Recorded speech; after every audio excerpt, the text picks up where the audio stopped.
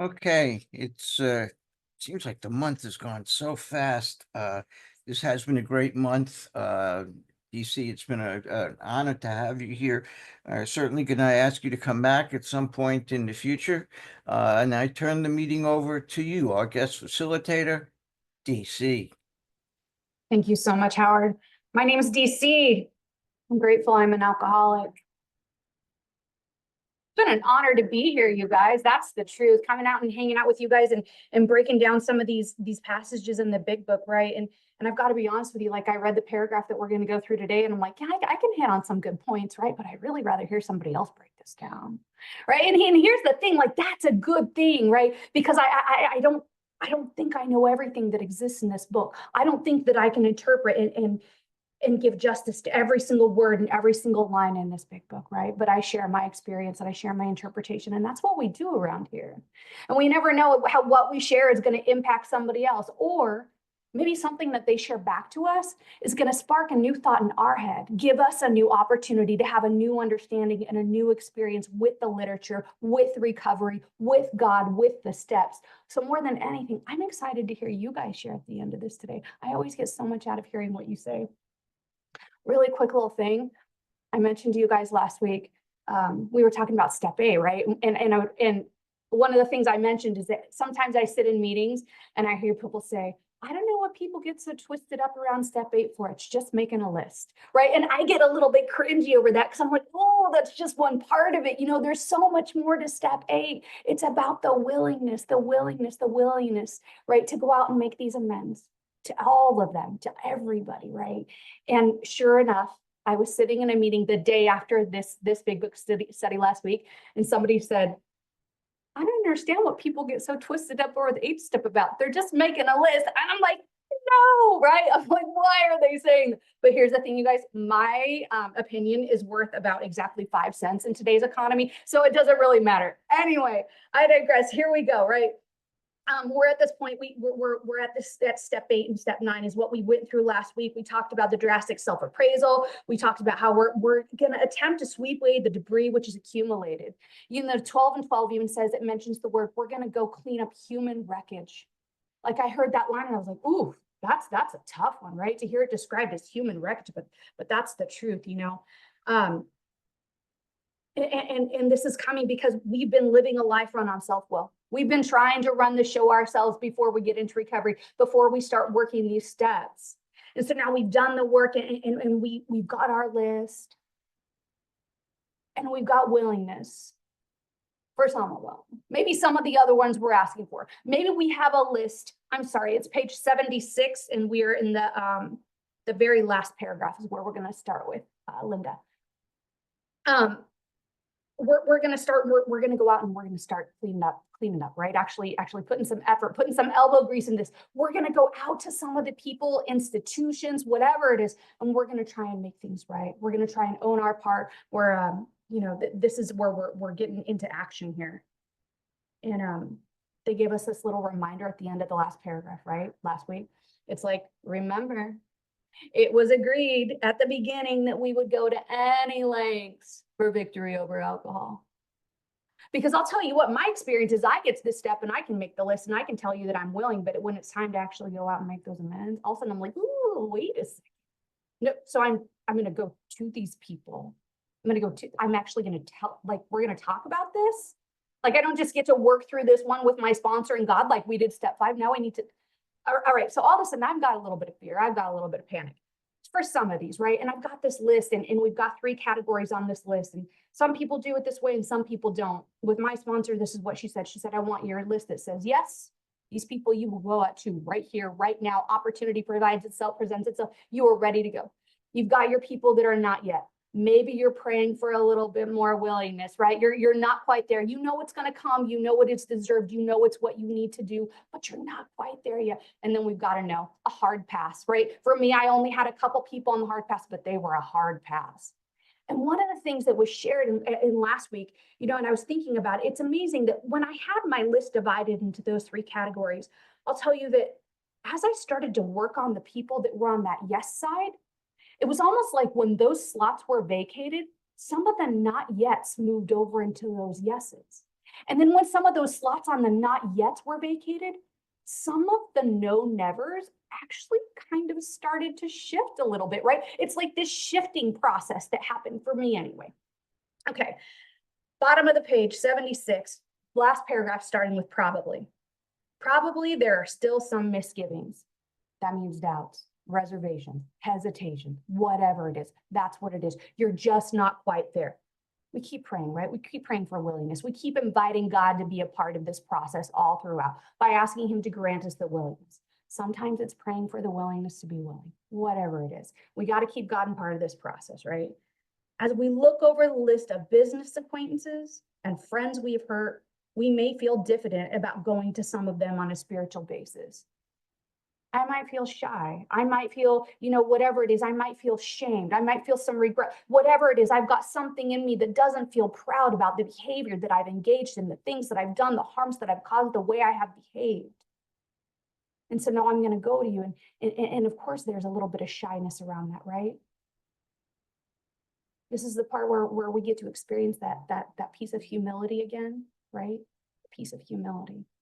We're going out and we're doing the right thing. We are willing to go to any lengths for victory over alcohol. This is a life and death errand, right? Any lengths for victory over alcohol. Because see, for me, I'm the kind of alcoholic that if I drink again, I will die. If I don't have victory over alcohol, that means that I am back out. And that means I am most likely going to succumb. This is my experience. This is just my, where I'm at. But for me, to drink is to die, right? And we're here to not cut off the sunlight of the Spirit, right? We're here to lean into it.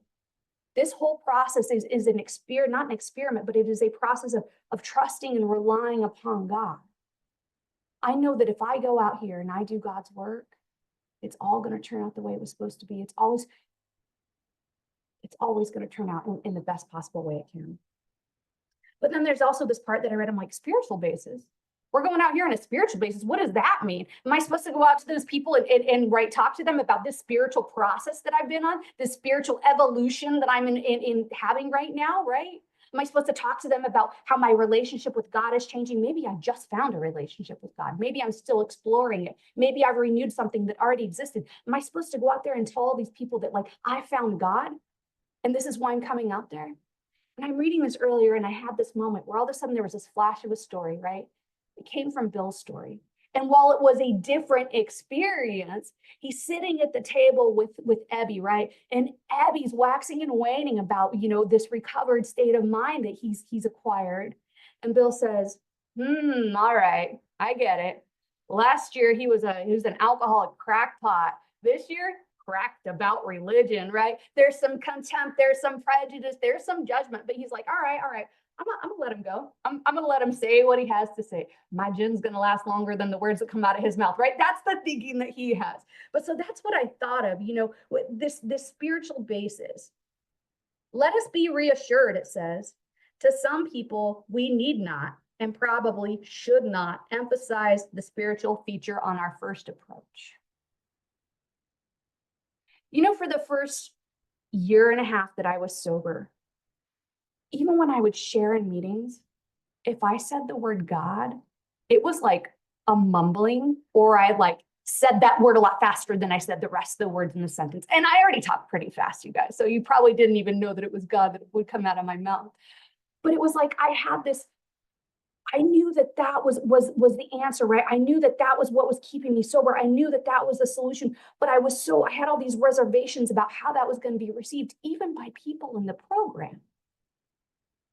And then I had this whole concept, well, I don't want to scare off newcomers. I don't want to send people that might have an issue with the God thing. I don't want to send them running to the hills.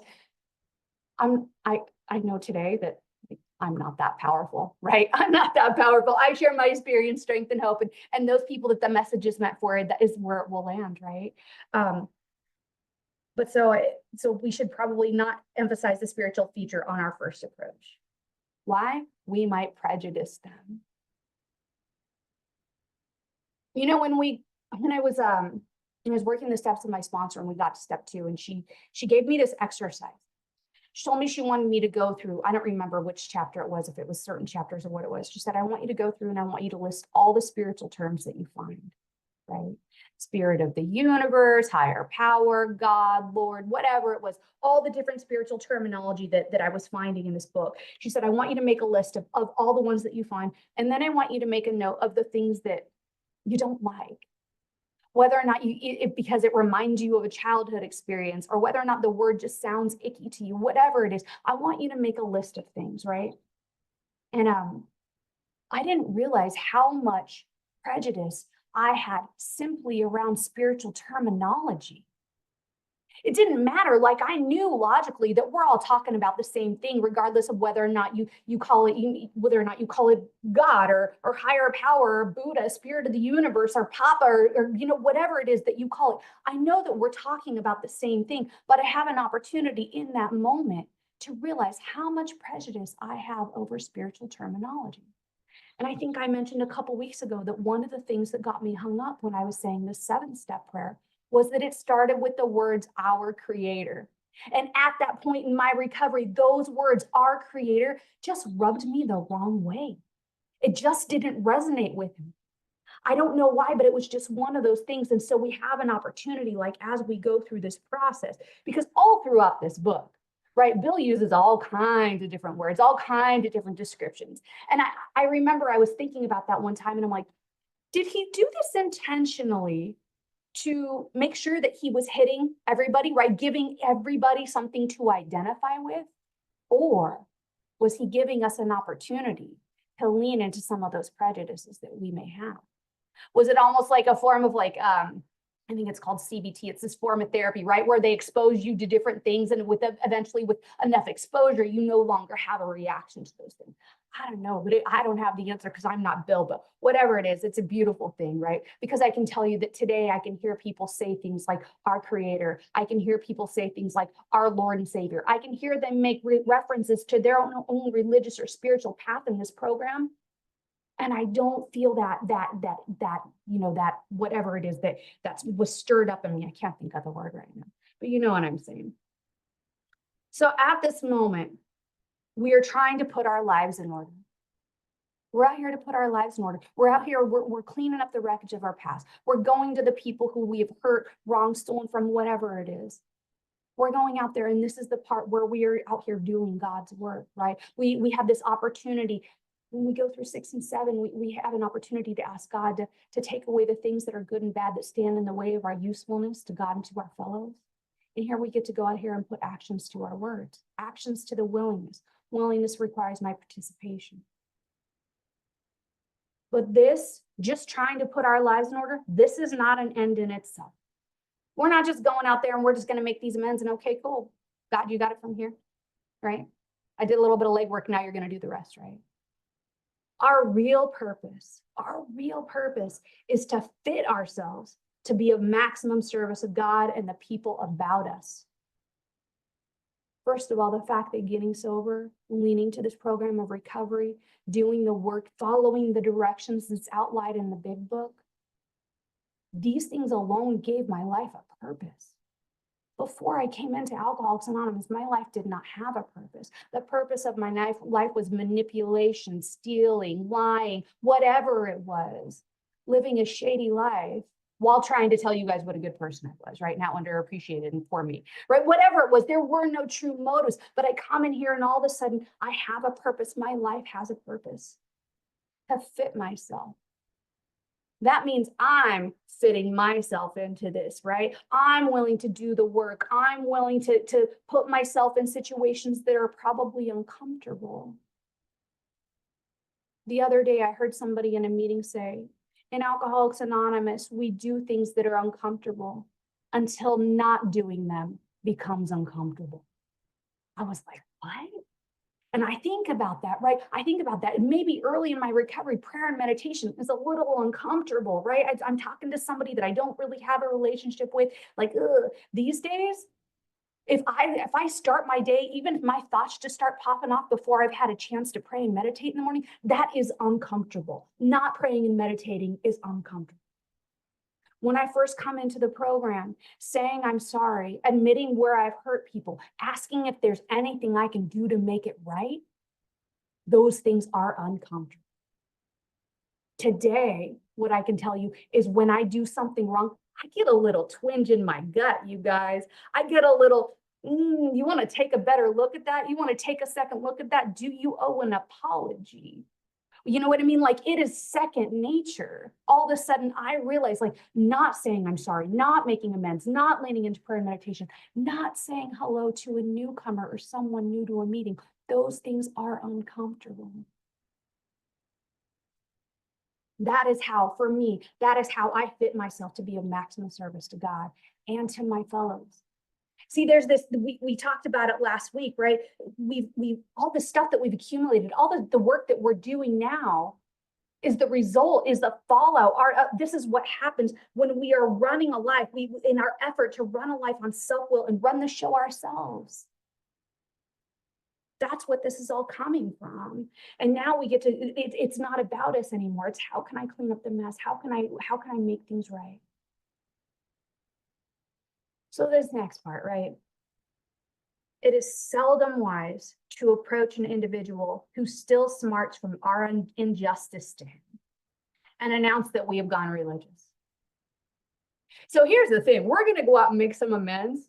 In my idealistic Pollyanna world, people are ready. They're waiting, they're pleased, they're ready to receive my amends. We're sitting at a kitchen table where we've got our hands folded between us, right? It's a beautiful day. There's no ill feelings. They're just so proud of me because I'm sober. And we're going to sit down and we're going to have this beautiful, vulnerable conversation. And they're going to thank me so much from it. I'm going to ask them if there's anything I've left out or anything I can do to make it right. They're going to say things like, just stay sober. It's going to be this wonderful, beautiful exchange. And I'm going to walk away from this amends and we're going to hug and that's going to be it. And I'm going to go on with the rest of my day and move on to the next one. Wash, rinse, repeat. Well, guess what? That's not how it happens. That's not how it happens, right? Somebody who still smarts from our injustices. What does that mean? That means we have done harm, you guys. We have hurt people. We have been reckless with people's thoughts, feelings, emotions. We've created spiritual damage in our wreckage as well. It's not just some of the harder offenses that we've committed by stealing, by lying, by cheating, by ducking and dodging, right? Often, I think, like my experience was, I had done a lot of emotional and spiritual damage. I had been neglectful. I had been selfish. I had been so inconsiderate. Sometimes I had hurt people and said nasty things just for the sake of doing it. Just because it felt good in that moment, just because I felt justified in a moment of anger, or because I was trying to punish someone because they didn't meet my needs or what I thought I needed. So I've done a lot of emotional and spiritual damage to people. So when I go to these people, often their feelings are still going to be hurt. They are still going to be sore. Maybe some of them are going to be downright still angry. But you know what? We do it anyway. We do the thing that is uncomfortable until not doing it becomes uncomfortable. But here's what they say. Don't go to those people. Maybe, just a suggestion, right? Because it's all suggestions. Maybe don't go to those people and announce that we have gone religious. There's a consideration for you, right? Maybe don't go to those people and talk down to them from a moral or spiritual hilltop, right? They mention that to us in working with others. It says we don't ever talk to another alcoholic from that perspective, that we're trying to help. But I'll tell you what, I have never had an experience in my life, in DC's life, where I have talked to somebody from a position of moral superiority, from touting myself as a woman of God, and have them be like, oh, okay, like, let me bow down and just accept your amends, right? Like that's not how it works. That's not the experience that happens, right? We're here humbly to make these amends. We're here to own our mistakes, to show a person to sit across them face to face, to let them know that we are aware, we accept responsibility. An amends is not an apology. An amends is a commitment to change the behavior. So before I go out to anybody to make an amends, I better make sure that that is my motives. What are my motives? What are my motives in making this amends? Am I coming from a place of truly wanting to clear up the wreckage of my past and own my behavior so that I can help another person? Am I out here doing God's work? Am I out here performing as the person, the woman that God intended me to be? Or is this an apology tour for me? I have a sponsee, and when we got to step 9, she said, I'm so excited to start my apology tour. And I'm like, whoa, whoa, whoa. We need to back it up here, right? Like, we have some work to do. We have some discussions to have, because this is not an apology tour. This is an exercise in responsibility, accountability, ownership, redemption. This is the part where we have an opportunity to start doing some healing with those around us. So in the prize ring, this would be called leading with the chin, right? When we go to somebody and we stand on them from that spiritual or religious hilltop, leading with the chin. Like I said, that it's coming at somebody from a position of almost superiority, even if that's not the message that you're trying to convey. Why lay ourselves open to being branded fanatics or religious bores? I love this. I love this perspective. You know, one of the experiences that I had when I was growing up, I had a aunts and uncles and cousins, and they were Baptists. They were Baptist in their religion. And as a young girl, I remember my cousin and I, we were probably, I don't know, 11 or 12 years old, and we were listening to some pop music in her bedroom. Not anything with bad language, not anything offensive. It was just a pop song. And my uncle comes sashaying in the room with a purpose. I don't know if it was sashaying, it was bursting, right? With conviction. And what came out of his mouth was, what are you girls listening to? I could swear that this is the devil singing it himself. And I don't remember why, but that experience really branded on me like this, I carried that with me. Like, for so long, I was like, that's what people who are Baptist, that's what people who worship Jesus Christ, that's the kind of energy that they bring into children's life. I carried that with me for years, you guys. I can admit today that I was sorely wrong, right? One bad apple doesn't bring the bunch. We're all individuals, we're all human beings having our own experience. But so in that, like, I think about that. Would I want to go to somebody and be branded a religious fanatic or a religious bore? Probably not. Probably not. I don't know what kind of prejudices I'm gonna trigger in somebody else, right? I don't know, maybe what comes out of my mouth if I'm coming and I'm talking to you guys about God and spirituality and this religion, this spiritual experience that I'm having. As soon as you hear those things, your mind might shut completely, right? You might not be able to hear the amends that I'm making because you might have gotten so hung up at the God point that you're just like, nah, I don't want to hear it. And here's the second. It says, we may kill a future opportunity to carry a beneficial message.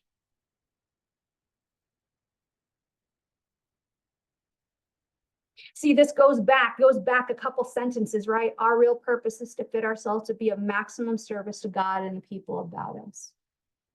Always, not just in this moment. See, before I got sober, my whole life was lived as I'm here for a good time, not a long time. I didn't think about what was coming down the pipes tomorrow. I didn't think about the consequences of tomorrow. I didn't think about how my actions today could affect somebody or something or an opportunity down the line.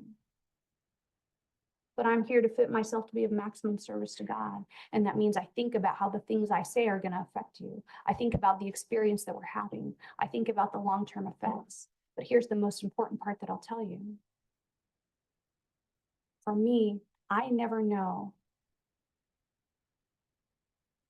who I'm talking to that could be a future member of Alcoholics Anonymous. I have to remember, for me, I may be the only walking, living, breathing example of Alcoholics Anonymous that they encounter. That doesn't mean that I'm out there telling everybody, like, I'll tell you what, I don't have stickers on my car that say I'm in AA. I don't wear shirts advertising sobriety. My social media doesn't have obvious markers of sobriety. Everything, there are subtleties, don't get me wrong, but I'm very, very cautious because I have to remember something really simple. I'm a human being, and I certainly don't want to tarnish the accessibility, desirability, the attractiveness of Alcoholics Anonymous for anybody who might need it in the future. See, and that's what I've learned in these rooms. That's what I've learned through working the steps. That's what I've learned through you people. That's what I've learned through this relationship with God. This is what I've learned by working with others as I think about things looking forward.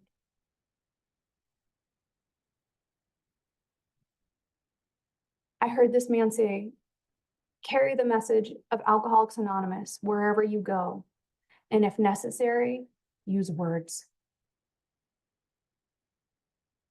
We practice these principles in all our affairs, including when we're out here, right? And it talks about that in step 12, but we're in step 9, and I'm still practicing these principles in this affair. I'm still channeling this honesty, the things that I've learned so far, this honesty, this hope, this faith, this courage, integrity, this willingness, this humility, this brotherly love.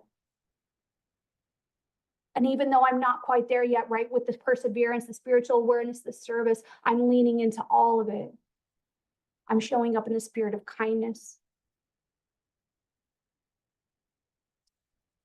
Our man is sure to be impressed with a sincere desire to right the wrong. If I show up and I'm like, hey, yo, so I'm an Alcoholics Anonymous, and I know I stole that $40 from you, but I just wanted to come say sorry. And are we cool? Like, do you want to talk about it? Right? Like, is that an honest desire to right the wrong? Or am I just checking boxes, you guys? How am I showing up? I really need to ask myself, how am I showing up when I'm sitting down with this person? Are they able to see the sincere desire? Because guess what? That's not just words, you guys. It's a vibe. It's an energy. It's the expression on your face. It's the body language. It's your engagement. It's the eye contact. And maybe you have a hard time making eye contact. Maybe that's just not who you are. Like, no judgment there, but I'm just saying that it is so obvious to see. Like, have you ever had somebody apologize to you and you could tell that they were just saying sorry because it was the right thing to do? It was insincere. They didn't mean it. Maybe there were even some buts. I'm sorry, but.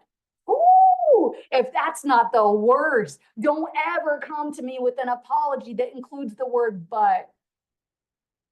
I would tell my sponsees, suggest to my sponsees, I don't tell them what to do. I would suggest that they don't use the word but in an amends either. We aren't here to justify our behavior. We aren't here to make excuses. We aren't here to paint the story behind it, give you the background information. We were having a bad day. Remember, we'd had that it doesn't matter. I can walk this all the way back to step 4 when we were doing the inventory. And it says we put the wrongs that others have done us out of our mind. This is about us. That concept of this is about us, where we have fallen short, where we have done harm. That is the attitude that I have to bring into these amends. Consideration for you, for your experience, for the harms that I've done, for how I've hurt you. Do I have a sincere desire to set this wrong?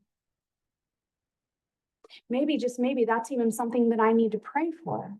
Maybe that's part of that prayer for willingness. When I go out to make these amends, God, please let me show up with sincere desire. I hadn't even thought about that until just now. And this is to right the wrong. It's not just to say you're sorry. And then it says this, he is going to be more interested in a demonstration of goodwill than our talk and spiritual discoveries. They're like, oh, you found God? That's cool.